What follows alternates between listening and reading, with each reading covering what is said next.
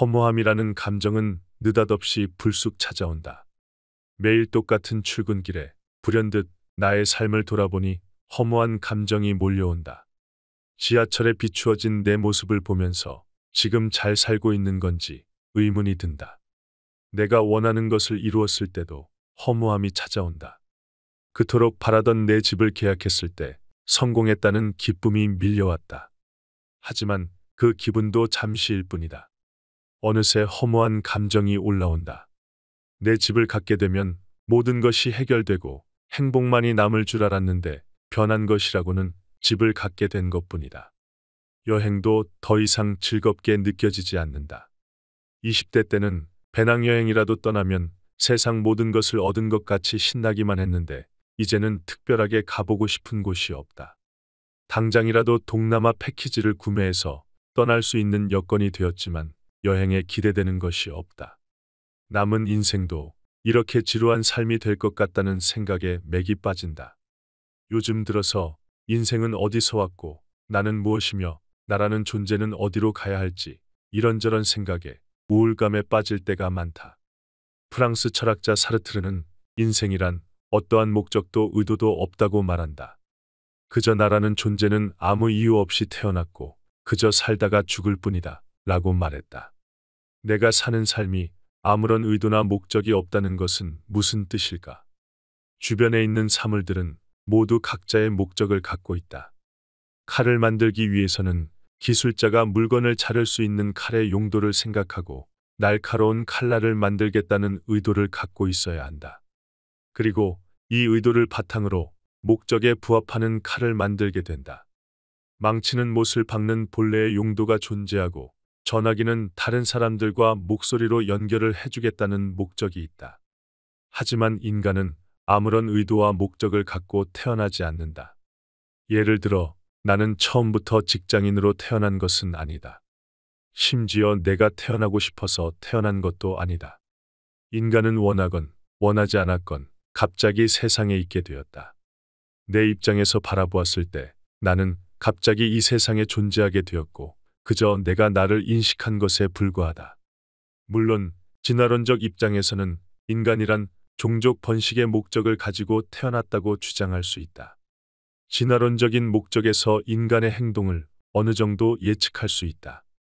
하지만 다양한 사람들은 개개인마다 진화론적 입장에서 이야기한 주장과 정반대로 행동하는 경우도 많다.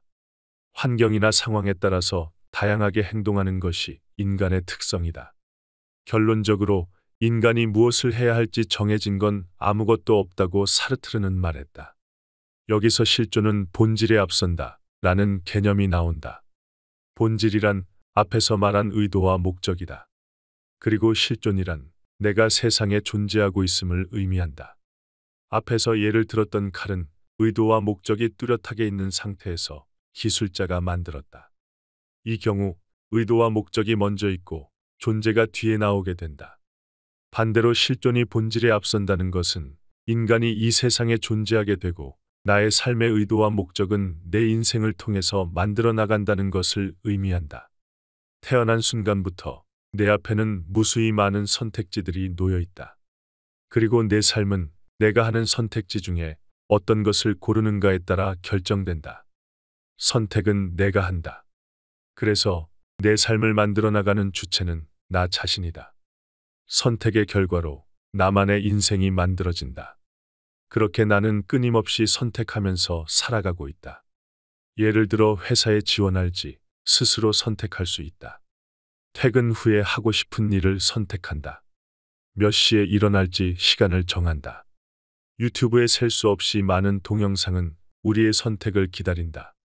철학을 검색하는 사람, 먹방을 보는 사람, 여행 관련 콘텐츠를 시청하는 사람, 게임 방송을 보며 소통하는 사람, 음악과 춤 관련 영상을 보는 사람 등 많은 선택지 앞에 놓여 있는 것이 바로 인간이다.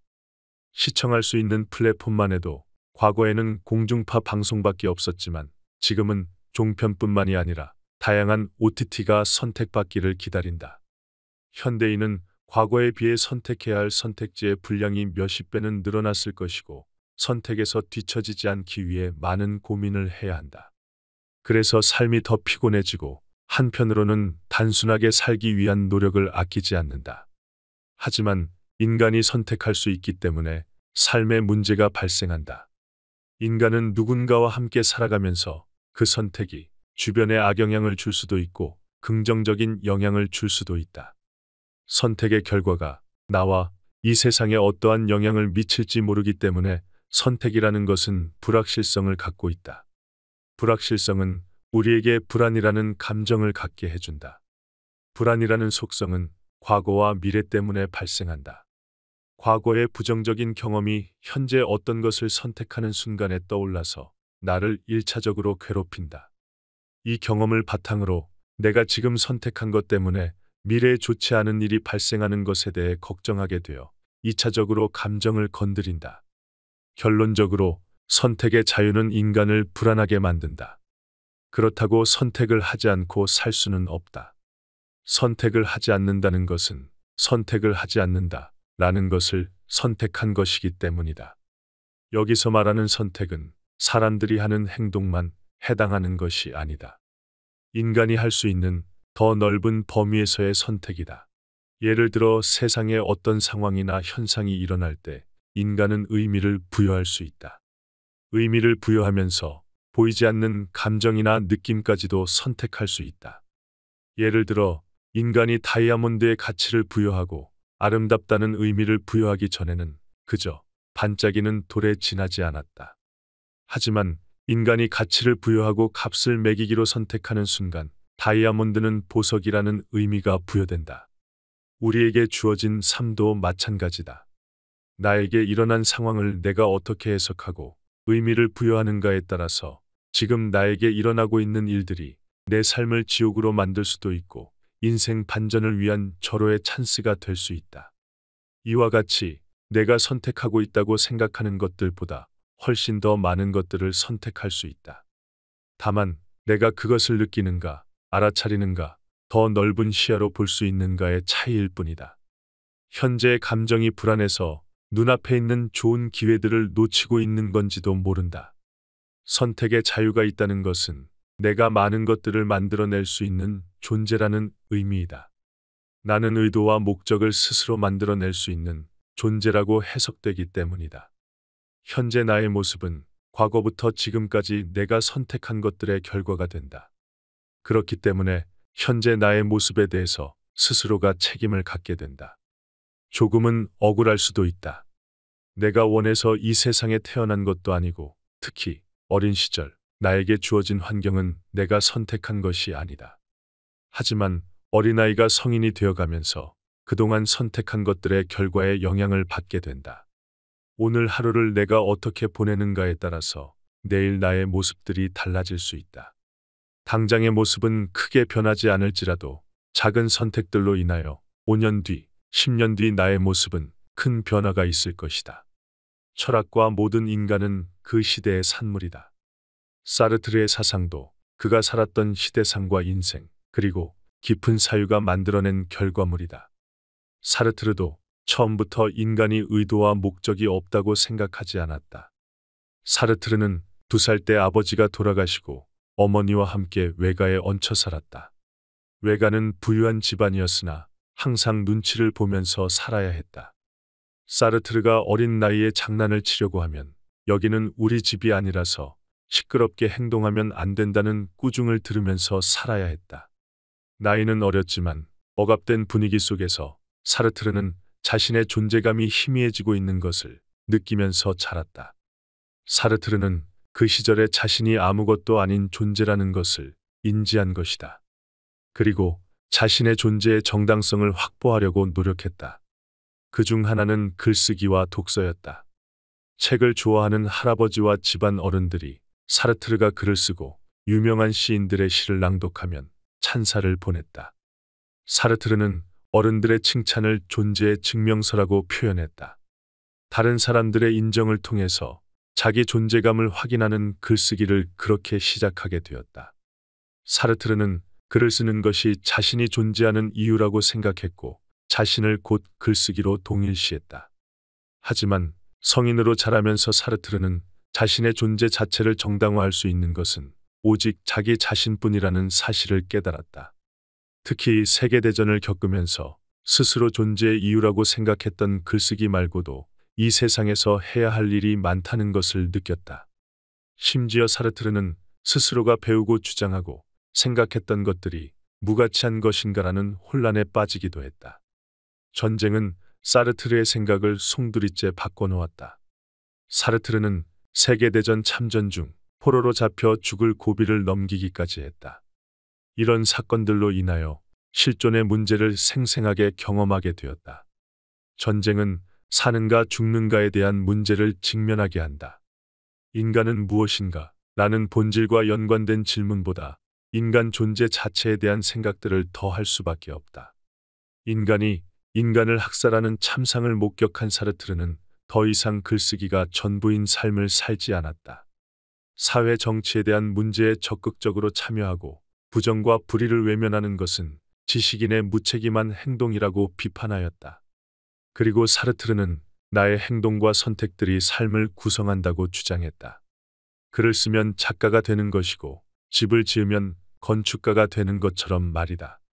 그렇게 실존과 본질이 앞선다는 사르트르의 생각이 담긴 존재와 물을 1945년 발표하게 되었다. 즉, 인간이 먼저 이 세계에 존재하고 있는 것이고 인간이 무엇으로 정의되는 것은 그 다음 일이 된다고 말했다.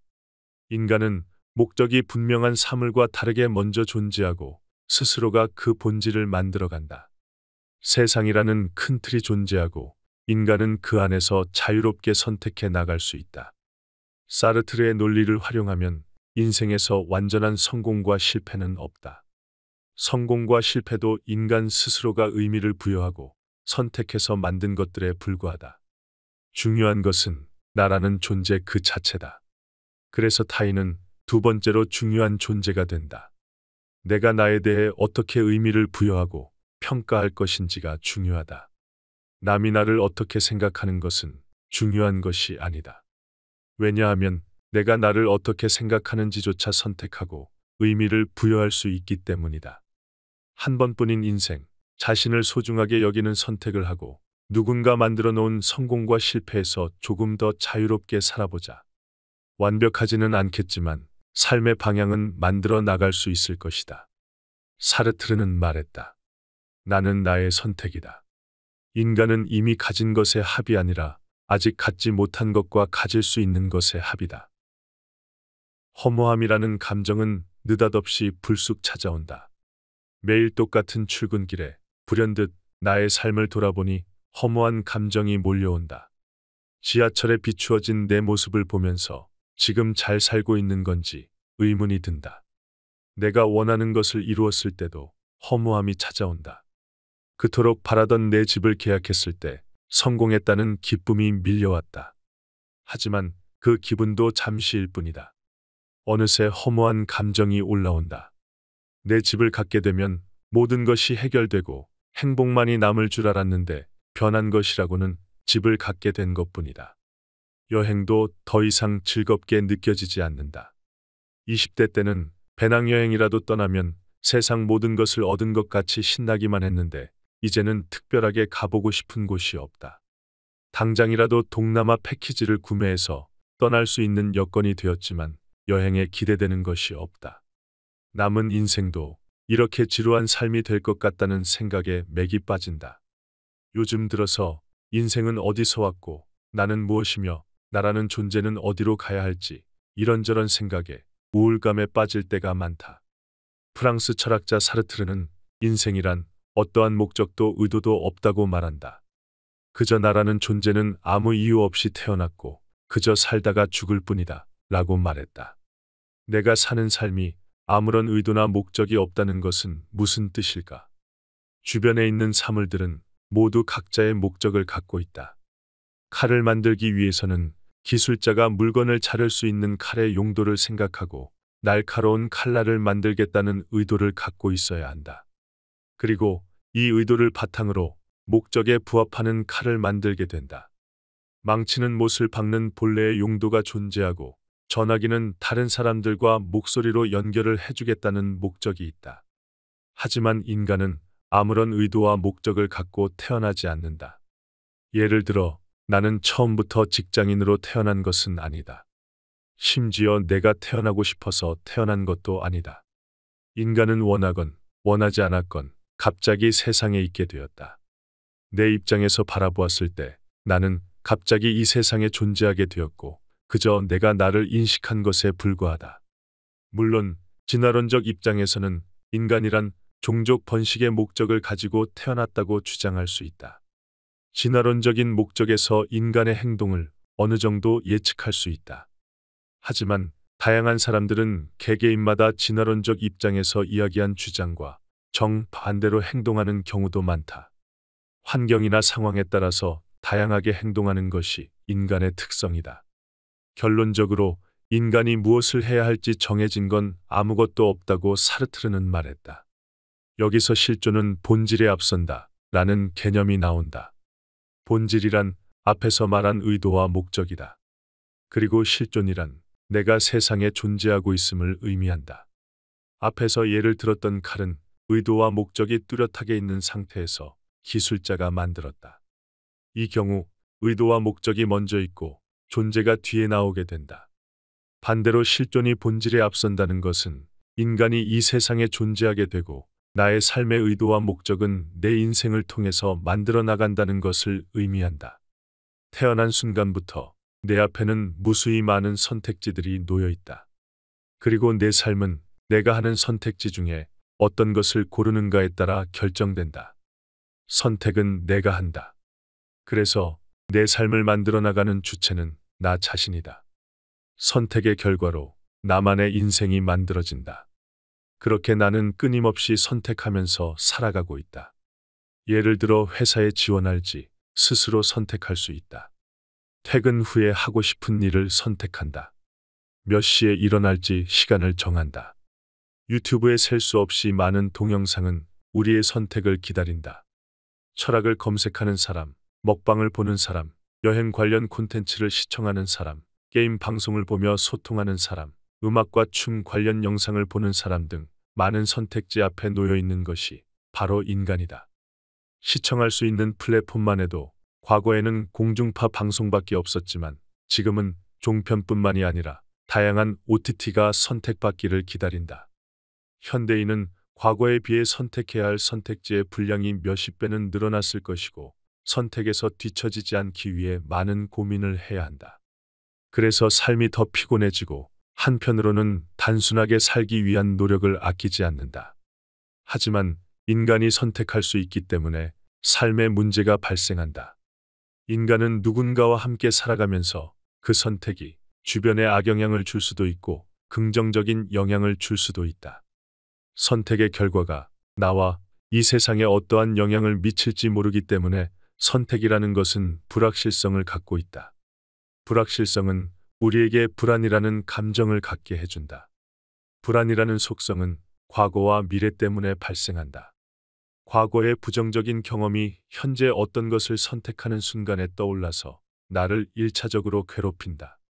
이 경험을 바탕으로 내가 지금 선택한 것 때문에 미래에 좋지 않은 일이 발생하는 것에 대해 걱정하게 되어 2차적으로 감정을 건드린다. 결론적으로 선택의 자유는 인간을 불안하게 만든다. 그렇다고 선택을 하지 않고 살 수는 없다. 선택을 하지 않는다는 것은 선택을 하지 않는다 라는 것을 선택한 것이기 때문이다. 여기서 말하는 선택은 사람들이 하는 행동만 해당하는 것이 아니다. 인간이 할 수 있는 더 넓은 범위에서의 선택이다. 예를 들어 세상에 어떤 상황이나 현상이 일어날 때 인간은 의미를 부여할 수 있다. 의미를 부여하면서 보이지 않는 감정이나 느낌까지도 선택할 수 있다. 예를 들어 인간이 다이아몬드의 가치를 부여하고 아름답다는 의미를 부여하기 전에는 그저 반짝이는 돌에 지나지 않았다. 하지만 인간이 가치를 부여하고 값을 매기기로 선택하는 순간 다이아몬드는 보석이라는 의미가 부여된다. 우리에게 주어진 삶도 마찬가지다. 나에게 일어난 상황을 내가 어떻게 해석하고 의미를 부여하는가에 따라서 지금 나에게 일어나고 있는 일들이 내 삶을 지옥으로 만들 수도 있고 인생 반전을 위한 절호의 찬스가 될 수 있다. 이와 같이 내가 선택하고 있다고 생각하는 것들보다 훨씬 더 많은 것들을 선택할 수 있다. 다만 내가 그것을 느끼는가, 알아차리는가, 더 넓은 시야로 볼 수 있는가의 차이일 뿐이다. 현재의 감정이 불안해서 눈앞에 있는 좋은 기회들을 놓치고 있는 건지도 모른다. 선택의 자유가 있다는 것은 내가 많은 것들을 만들어낼 수 있는 존재라는 의미이다. 나는 의도와 목적을 스스로 만들어낼 수 있는 존재라고 해석되기 때문이다. 현재 나의 모습은 과거부터 지금까지 내가 선택한 것들의 결과가 된다. 그렇기 때문에 현재 나의 모습에 대해서 스스로가 책임을 갖게 된다. 조금은 억울할 수도 있다. 내가 원해서 이 세상에 태어난 것도 아니고, 특히 어린 시절 나에게 주어진 환경은 내가 선택한 것이 아니다. 하지만 어린아이가 성인이 되어가면서 그동안 선택한 것들의 결과에 영향을 받게 된다. 오늘 하루를 내가 어떻게 보내는가에 따라서 내일 나의 모습들이 달라질 수 있다. 당장의 모습은 크게 변하지 않을지라도 작은 선택들로 인하여 5년 뒤, 10년 뒤 나의 모습은 큰 변화가 있을 것이다. 철학과 모든 인간은 그 시대의 산물이다. 사르트르의 사상도 그가 살았던 시대상과 인생, 그리고 깊은 사유가 만들어낸 결과물이다. 사르트르도 처음부터 인간이 의도와 목적이 없다고 생각하지 않았다. 사르트르는 2살 때 아버지가 돌아가시고 어머니와 함께 외가에 얹혀 살았다. 외가는 부유한 집안이었으나 항상 눈치를 보면서 살아야 했다. 사르트르가 어린 나이에 장난을 치려고 하면 여기는 우리 집이 아니라서 시끄럽게 행동하면 안 된다는 꾸중을 들으면서 살아야 했다. 나이는 어렸지만 억압된 분위기 속에서 사르트르는 자신의 존재감이 희미해지고 있는 것을 느끼면서 자랐다.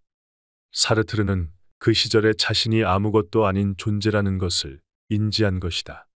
그리고 자신의 존재의 정당성을 확보하려고 노력했다. 그중 하나는 글쓰기와 독서였다. 책을 좋아하는 할아버지와 집안 어른들이 사르트르가 글을 쓰고 유명한 시인들의 시를 낭독하면 찬사를 보냈다. 사르트르는 어른들의 칭찬을 존재의 증명서라고 표현했다. 다른 사람들의 인정을 통해서 자기 존재감을 확인하는 글쓰기를 그렇게 시작하게 되었다. 사르트르는 글을 쓰는 것이 자신이 존재하는 이유라고 생각했고 자신을 곧 글쓰기로 동일시했다. 하지만 성인으로 자라면서 사르트르는 자신의 존재 자체를 정당화할 수 있는 것은 오직 자기 자신뿐이라는 사실을 깨달았다. 특히 세계대전을 겪으면서 스스로 존재의 이유라고 생각했던 글쓰기 말고도 이 세상에서 해야 할 일이 많다는 것을 느꼈다. 심지어 사르트르는 스스로가 배우고 주장하고 생각했던 것들이 무가치한 것인가라는 혼란에 빠지기도 했다. 전쟁은 사르트르의 생각을 송두리째 바꿔놓았다. 사르트르는 세계대전 참전 중 포로로 잡혀 죽을 고비를 넘기기까지 했다. 이런 사건들로 인하여 실존의 문제를 생생하게 경험하게 되었다. 전쟁은 사는가 죽는가에 대한 문제를 직면하게 한다. 인간은 무엇인가? 라는 본질과 연관된 질문보다 인간 존재 자체에 대한 생각들을 더 할 수밖에 없다. 인간이 인간을 학살하는 참상을 목격한 사르트르는 더 이상 글쓰기가 전부인 삶을 살지 않았다. 사회 정치에 대한 문제에 적극적으로 참여하고 부정과 불의를 외면하는 것은 지식인의 무책임한 행동이라고 비판하였다. 그리고 사르트르는 나의 행동과 선택들이 삶을 구성한다고 주장했다. 글을 쓰면 작가가 되는 것이고 집을 지으면 건축가가 되는 것처럼 말이다. 그렇게 실존과 본질이 앞선다는 사르트르의 생각이 담긴 존재와 물을 1945년 발표하게 되었다. 즉, 인간이 먼저 이 세계에 존재하고 있는 것이고 인간이 무엇으로 정의되는 것은 그 다음 일이 된다고 말했다. 인간은 목적이 분명한 사물과 다르게 먼저 존재하고 스스로가 그 본질을 만들어간다. 세상이라는 큰 틀이 존재하고 인간은 그 안에서 자유롭게 선택해 나갈 수 있다.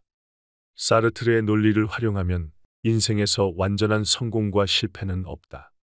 성공과 실패도 인간 스스로가 의미를 부여하고 선택해서 만든 것들에 불과하다.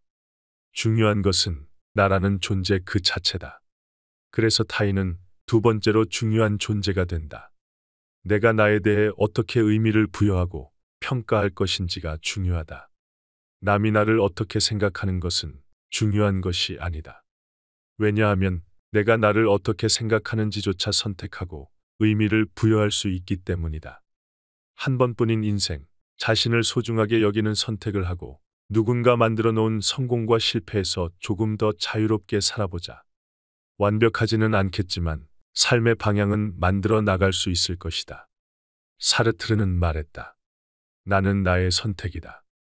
인간은 이미 가진 것의 합이 아니라 아직 갖지 못한 것과 가질 수 있는 것의 합이다.